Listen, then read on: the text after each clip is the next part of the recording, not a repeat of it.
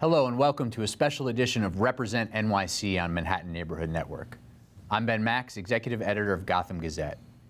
Mayor Bill de Blasio delivered his fifth State of the City address at the King's Theater in Brooklyn on Tuesday, February 13th. During his speech, he laid out his vision for New York City over the next 4 years. 3 years, 10 months, and 15 days. That's how long this administration has to ensure that we become the fairest big city in America. And we will take on that mission, and we will do it with speed, and we'll do it with urgency. And we do this to ensure a better life for all 8.5 million of us. We do this to preserve the social fabric of the most diverse place on earth. We do this to ensure that we're always a place for everyone, that magical openness that has made New York City great is always protected. Joining me now are New York Times reporter Jeff Mays and Brendan Cheney, reporter with Politico New York. Thank you both for being here. So let's dive right into it. The mayor's State of the City address, his first of the second term.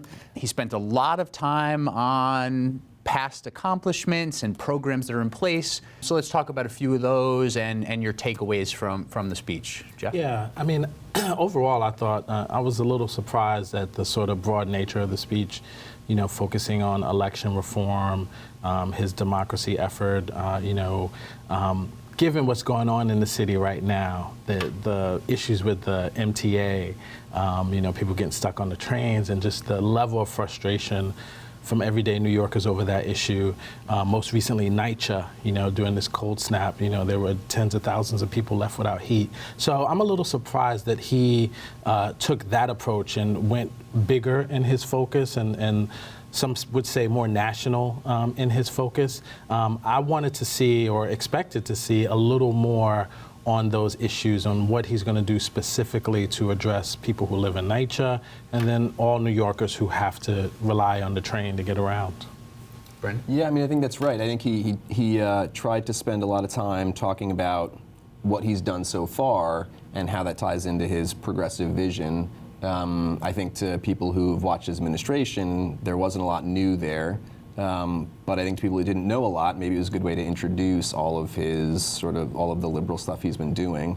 And so he tried to touch on the things that are issues, but all he did do was show what he's already announced and what he's already doing for those things like NYC and MTA. So for those that didn't see it, or maybe those that did and need a little bit of a refresher, he spent the first 3 quarters, let's say, of the speech talking about his 12-point agenda for making New York City the fairest big city in America. The speech was a little bit of an attempt to actually explain what he means by that. It's a fairly new phrase that he's been using, but now he's using it a lot. This is the big goal for the second term. He sort of turned from saying, hey, we're the safest big city in America, and now we want to also become the fairest. And he was trying to sort of define that with these 12 points: early childhood education, affordable housing, et cetera, et cetera. And then he spent the last quarter, let's say, on this democracy agenda that had the only real new stuff in it that he's proposing. And as Jeff said, this had sort of a much more broad, sweeping feel to it about protecting and enhancing democracy than it did some of the nuts and bolts of city government and management. I got a few messages from people during the speech saying, the L train's going to shut down. What about that? What about talking about this major thing that's going to be part of people's daily lives here, not just the regular MTA crises? But what are some of the other things that he hit on, or what do you make of the 12 points of fairness agenda? Well, I mean, it's interesting, right? I think when he ran for mayor the first time, he talked about income inequality, right? The tale of two cities. That was something you could actually measure, right? People had their statistics about what was income inequality like in 2013 and what's it like now, and so you can evaluate whether or not he's achieved that goal. I think What's interesting is changing to the fairest big city. That's harder to measure. There aren't really stats on that where you say, like, this is where it was and this is where it is now. Are you meeting that goal? Instead, and I'm sure he's hoping that instead you look at this broad term fairness, and what he wants to do is show the things he's doing that try and make New York City more fair. I mean, I think the question is, this is the start of his second and final term. I think people wanted to see some more forward-thinking ideas. You know, we already know what you've done in terms of early childhood education. That's been announced. Even when it comes to the Board of Elections, he's made some proposals about fixing the Board of Elections and making elections run smoother in the city. So I think people were looking for just some really solid answers on certain basic issues on how the city's running. And so given that this is, you know, the launch of his final 4 years, you would think there would be a little more sort of defined elements in that. And transit, even fleshing out maybe some new things around his jobs plan, you know, here where we're going to build a couple hubs, and, you know, they just put out a proposal for the Life Sciences Center. You know, you could have gone into that a little bit. They have this tech hub coming to Union Square. That project's moving ahead. You know, we just looked at that. But to your point, just that stuff, you know, but again, I think this is a lot of Mayor de Blasio. I don't think it was shocking to any of us. It's still worth pointing out, but those who watch closely, yeah, sort of aligned. I just think he needs to be a little careful, because there could be the perception that his eyes are elsewhere, Sure. right? That he's thinking about what happens when his term is up in a few years. And then in addition, I think it also opens opportunities for other people, like the city council speaker, to kind of grab the agenda from the mayor and make strides. You know, Tish James was very critical of the speech last night, thought it was too long, thought there wasn't enough new in it, and, you know, wanted to see more on his agenda.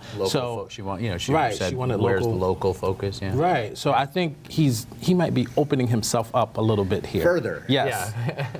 Yeah. He mentioned, you know, he's got this education, equity, and excellence agenda. 3K is part of that, so they're trying to now take what they did with pre-K, go to 3K for 3-year-olds, but he needs help, a lot more help than he did, I guess, with pre-K to do that. Where does that stand? I mean, and he also talked about another piece of the excellence equity agenda that he says I'll have more on soon, which is this having all students read on grade level by 3rd grade. Yeah, which I thought might have been one of his campaign promises, the reading on grade level. But yeah, and the 3K for, I mean, that's going to be interesting. It's going to be interesting to see whether he can do that. If he can deliver on that, that's a big deal, right? We can't take that for granted. We can't assume that it'll happen, because he needs so much help from the state and I knew federal government. Right, he's looking for funding because it's another big rollout like pre-K. Yeah, and in this environment, can he actually get that money when it looks like the federal government's trying to take money away from the cities and states? And so I think that's a big question mark whether he can actually deliver on that. One thing that's interesting, I think, is, again, what they did with universal pre-kindergarten, I think, you know, is universally applauded. A very strong follow-up on his original campaign pledge to do that. Pretty smooth rollout. You know, 70,000 4-year-olds in pre-K. I haven't really heard too many detractors even say anything negative about that. But what he argued a lot is this should be universal. It should be available to everybody, including wealthier, upper middle class people, because we want everybody to have that opportunity. We want all those kids, you know, in school together.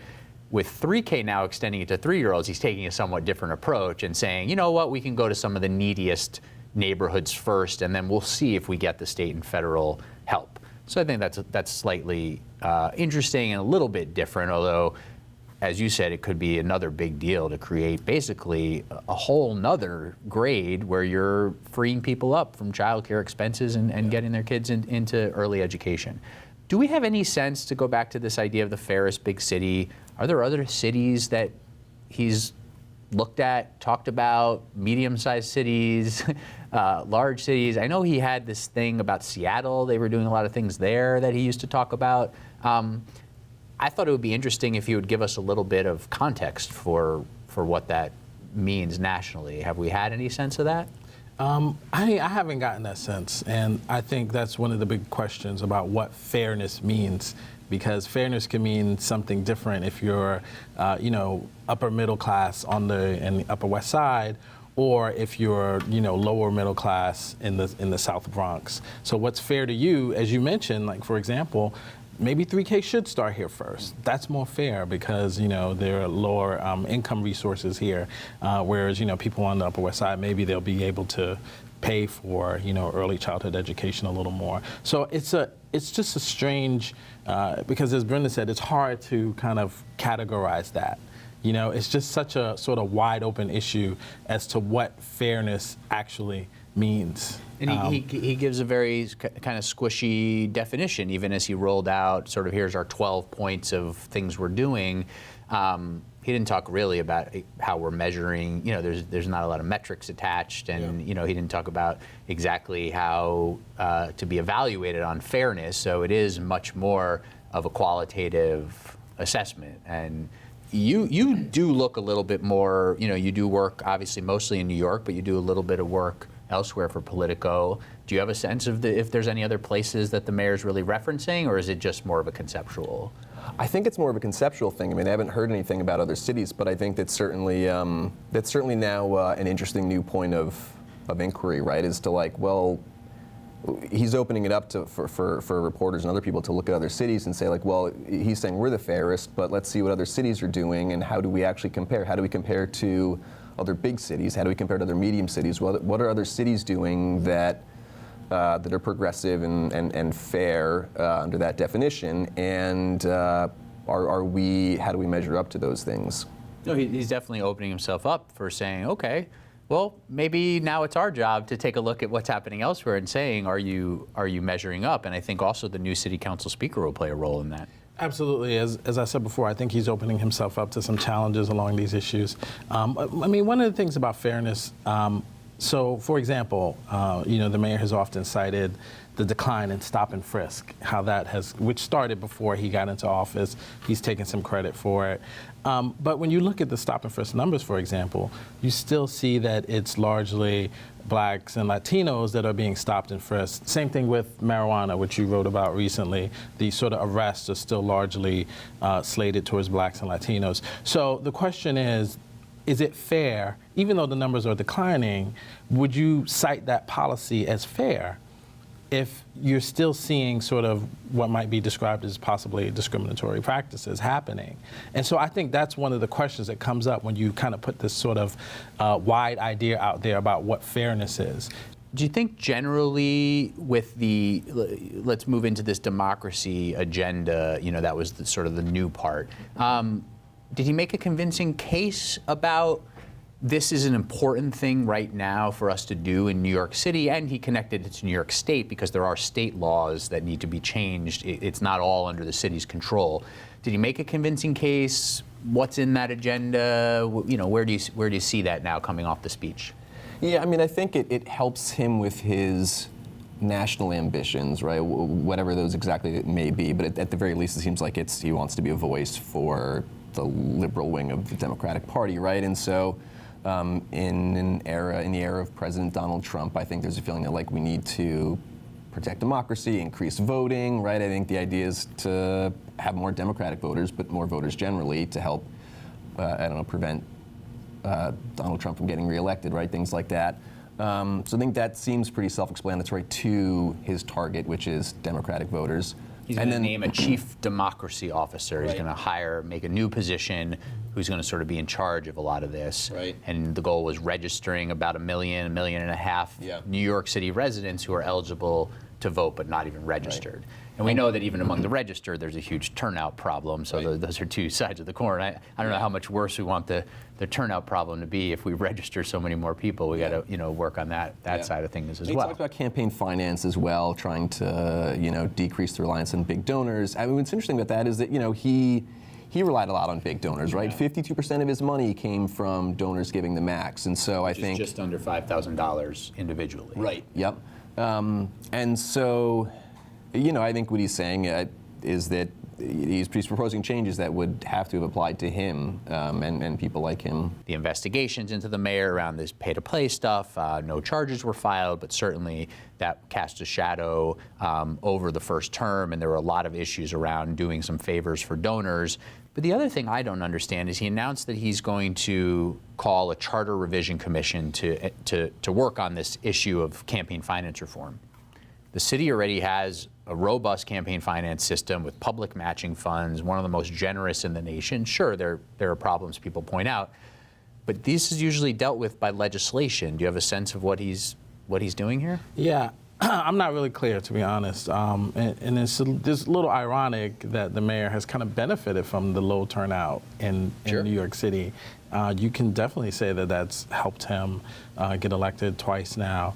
And, you know, he's doing things now that will no longer affect him because he's term limited and not likely to run for any other office in New York City. So I think you might see some grumbling on that. You've already seen some pushback from the city council saying, well, we already have some voter reform legislation coming up. We already have some of these things on the table and we should go that way. So, you know, I don't know if it's a little convoluted to do it through a charter revision, which kind of leaves him open to the criticism, if it's not done the right way, that these are people who are just doing things that he wants. You know, he's going to name the commission members. Right. They're going to look at it seems like a fairly narrow scope, as opposed to you know, like the 1989 Charter Revision Commission that really got us the sort of current city government structure we have now. It's going to have a much narrower scope, it seems. He's going to appoint the members, but he basically is saying, I want to lower the thresholds. The $4,950, the $4,950. That's the max contribution to a citywide candidate. We want to get that down, maybe increase the public side of the match. That could easily happen through legislation. So I'm not sure. I think we're all a little fuzzy on how that's going to work. And I think there's also, he didn't mention last night, limiting groups such as his own, you know, the Campaign for One New York. What about that? You know, what about those businesses and businessmen that were giving him huge donations, you know, basically outside of the campaign finance realm? Should there be more question about limiting that? I know there's already been some legislation passed by the city council, but should that be an issue that should be addressed by this? Any other on the democracy agenda? Anything else? Any takeaways or things we should be watching for? No, I mean, I think that's right, and I think it'll be interesting to look at the politics between the mayor and the city council over this, and then also, you know, how much can he achieve statewide, you know, at the state level. One of the themes of the speech was calling on New Yorkers to rally with him to push Albany for things, right? Whether it's certain aspects around the MTA funding and what he says. He said, my only condition, he's one condition on congestion pricing, which is a pretty interesting limb to go out on because he does have other concerns. But he said, my one condition on congestion pricing is the money raised in New York City stays in New York City, gets invested in transit here. So that's being debated at the state level, and we'll very much see how that is influenced. But he called on New Yorkers really to pressure the state government, bail reform, early voting. Again, this takes the pressure off him a bit, and that maybe also is the underlying theme of the speech. So pressure on him. A couple things you've written about. Let's talk about, and obviously, Brendan, you know about these topics as well.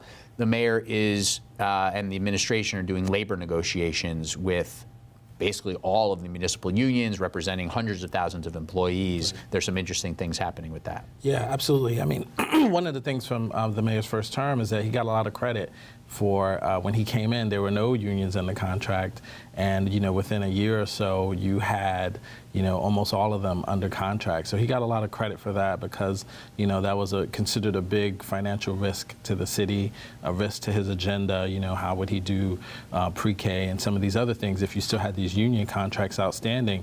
But at this point, more than I believe about 90 of at least 144 of the contracts are now expired. And one particular contract that he didn't settle from his first term is the Carpenters Union. They haven't been able to come to an agreement on benefits and other issues. So what happened is that the city played hardball They pulled some of the carpenters' benefits. The carpenters screamed foul because they felt that violated some basic tenets of labor law, specifically the Triborough Doctrine, which said that while we were negotiating a new contract, you can't change the terms of the old contract. So what that people might not realize is that when these contracts expire, and this is what happened under Mayor Bloomberg, the old contract just sort of continues, right, until you can negotiate new terms. Right. And of course, that basically means there's not raises happening and there's no adjustments to work rules. But as you're saying, the unions are also saying, well, okay, but you can't take away things. You can't take away these previously negotiated benefits. So, you know, some unions were concerned at this tactic that the city was using because they felt it violated, 40, 50 years of labor law. The mayor himself has been characterized as pro-union, has done a lot of things, spoken out in favor of unions several times. So there was a real concern. He, when I wrote the article, Michael Mulgrew of the United Federation of Teachers, very strong ally of the mayor, expressed real concern about this tactic, which was, unusual given their past close relationship. So it's going to be interesting to see how the city now goes forward and tries to see if they could do a repeat, if they could get all of these unions back under contract and do it without breaking his sort of political ties to some of these unions. These are not labor allies that he wants to lose, and that he prides himself on that. Whatever he may be doing in the future, he will not want enemies in labor beyond maybe the police union that I don't think they're ever repairing relationships. Brendan, you've looked at some of the NYCHA issues, and as have you, Jeff. Where are we at on what the mayor needs to do about NYCHA, how that's affecting him politically? What are you looking at now? Well, so we've reported that, and others have too, that NYCHA needs about $25 billion to repair the buildings and get them into a state of good repair. And they get a tiny fraction of that from the federal government and the city government. And so what this means is that the buildings are deteriorating slowly, and they have a lot of problems. And what the mayor's trying to do is handle the most pressing issues as they come up, right? So last year and the year before, it was a lot of roofs. This year it's boilers because, we found out that 3/4 of the residents have been without heat at some point during this winter. And so he put money into 500,000 people, 400,000 is the official count, but some say it's closer to half a million people. So right, and so he put some money into that to try and fix more boilers. And I think what we found is that he's doing more than any other mayor has done for NYCHA, right? Like I think that's pretty clear. To say, yeah. Forgiving. And he made that point in the State of the City. Yeah. Right. So like forgiving police, not requiring the NYCHA to contribute to policing and not requiring them to pay a pilot tax, and yet the need is so great. And while it used to be the federal government's responsibility, they've slowly been walking away from over the past decade or two. That at some point it becomes his responsibility, and it's a huge responsibility. But what is he going to do to make sure that the tenants have buildings that are habitable for them? They have invested more than prior administrations.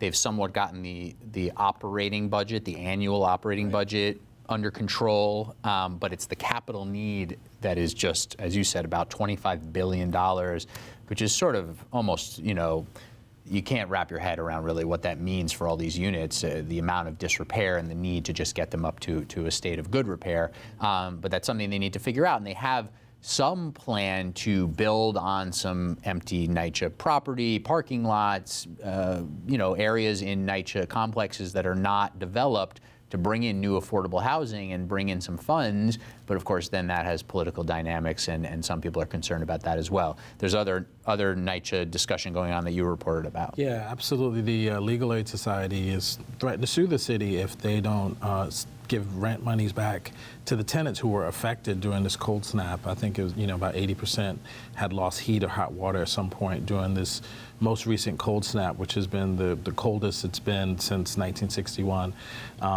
And I think they're estimating it could be anywhere from $2.5 million to $15 million that NYCHA may need to refund to his tenant. So we'll see what happens. Is that moved into litigation? Or? They've made the demand. Okay. The Legal Aid Society has made the demand. There is a precedent. During Hurricane Sandy, the city did refund money to people who were without their apartments and without heat and hot water.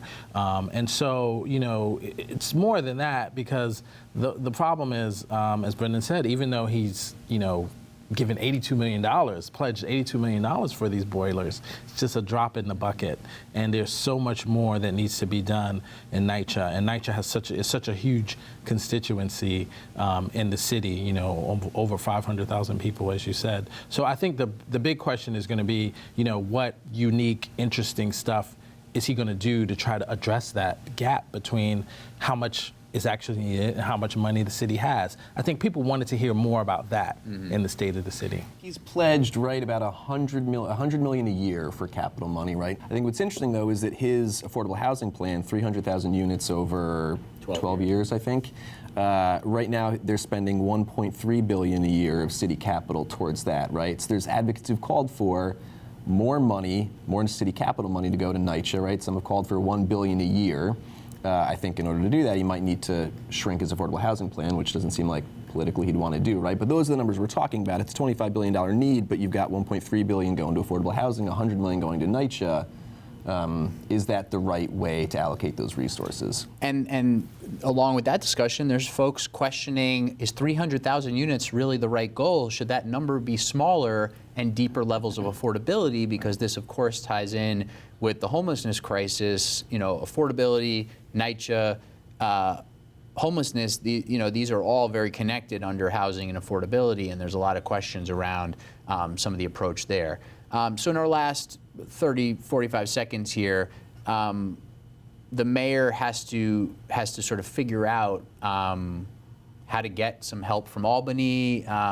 Jeff, why don't you give us a final thought sort of on what he needs to do there and what that dynamic looks like? Wow, I think he needs to just continue to try to repair some relationships. You saw when he went to Albany, his posture was, even though he was defensive of the city and, we're not going to necessarily turn over any more money to the state for the MTA, for example, he was still very cordial with a lot of the lawmakers there. And I think he's realizing that, hey, in order to get some of these big goals that he has done, he may need some cooperation from the state level. I think it's especially interesting because, if the mayor and the governor had a better relationship, you could certainly see that maybe the issues with NYCHA would be much further along than they already are. So it's going to be interesting to see how the mayor navigates that relationship going forward. He still keeps pushing this millionaire's tax, which I don't know why he's just so stuck on this, which just seems like a non-starter. So maybe, you can use that as a judgment. If he starts backing off of that, maybe he's getting a little sense of cooperation. Okay, well, we'll have to leave it there, but we will be watching to see in this budget season that we're in how the mayor deals with the state budget and what the governor does about New York City, because those dynamics are always interesting. You have the state budget deficit that the governor and state lawmakers are facing while the mayor is trying to push for the city's needs, and the city's in a little bit of better financial shape than the state. So we shall see. That's all the time we have for today. I'm Ben Max of Gotham Gazette, and I want to thank our other guests here today, Jeff Mays of the New York Times and Brendan Cheney of Politico New York. And thank you for watching this special edition of Represent NYC on Manhattan Neighborhood Network. Goodbye.